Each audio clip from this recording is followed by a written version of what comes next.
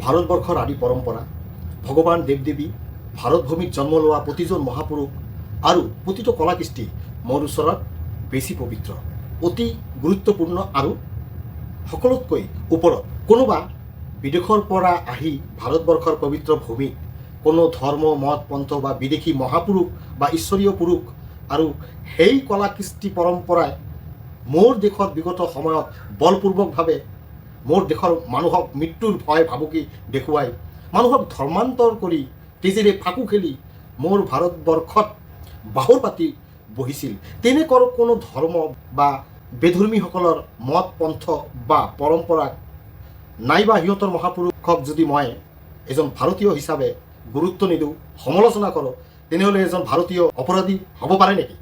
নে এজন ভাৰতীয় হিচাপে ভাৰতবৰ্ষত থাকি ভাৰতবৰ্ষৰ দেৱ দেৱী ভগৱান বা মহাপুৰুষসকলৰ সহিত ভাৰতবৰ্ষৰ মূল কলা কৃষ্টি ধৰ্ম পৰম্পৰাক অপমান কৰা, তাচ্ছিল্য কৰা, অশালীন ছবি সামাজিক মাধ্যমত প্ৰচাৰ কৰাজন বেছি অপৰাধী হ'ব? জানিব বিচাৰোঁ ইয়াক কোন নিয়ম ভাই?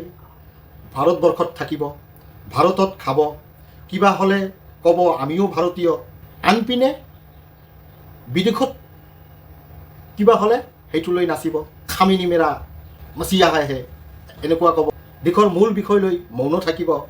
মোৰ স্পষ্ট কথা, যি আমাৰ ভাৰতবৰ্ষত নাছিল সেয়া যদি ভাৰতবৰ্ষত আহে, তাক লৈ ভাৰতীয়ই যদি পৰীক্ষা নিৰীক্ষা কৰে, সমালোচনা কৰে, তেনেহ'লে অযুক্তিকৰ কেনেকৈ হ'ব পাৰে?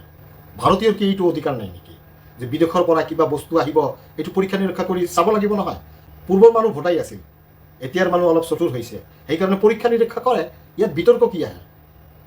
বিদেশৰ বস্তু লৈ আপোনালোকে ইয়াত লালন পালন কৰিব আৰু মানিব, সেইটো লৈ আকৌ ভাৰতীয় হিচাপে কথা ক'লে ভাৰতীয় দোষী হয় নেকি?